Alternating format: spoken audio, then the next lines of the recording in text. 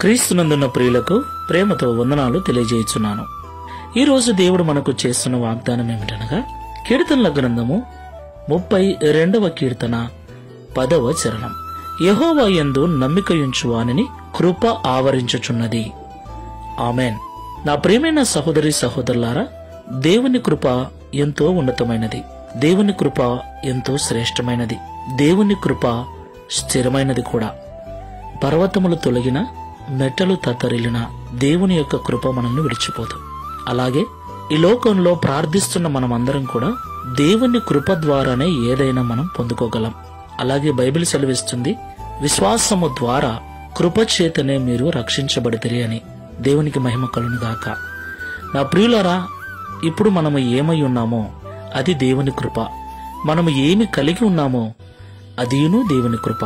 సమస్తమును దేవుని కృప ద్వారానే మనం అనుభవించుచున్నాం. సమస్తమును దేవుని కృప ద్వారానే పొందుకొనుచున్నాం. ఈ విషయాన్ని మనం ఎన్నడూ కూడా మరవకుండా మనకు సమస్తమును అనుగ్రహించగల దేవుని కృప కొరకు మనం కనిపెట్టుకోవాలి. దావీదు భక్తుడు అంటున్నాడు, యెహోవా యందు నమ్మికయుంచు వానిని కృప ఆవరించుచున్నది అని. ఆమెన్. దేవుని యందు మనము నమ్మికయుంచాలి. ప్రియులారా, అన్నీ ఉన్నప్పుడు నమ్మటం వేరు, ఏమీ లేనప్పుడు నమ్మటం వేరు.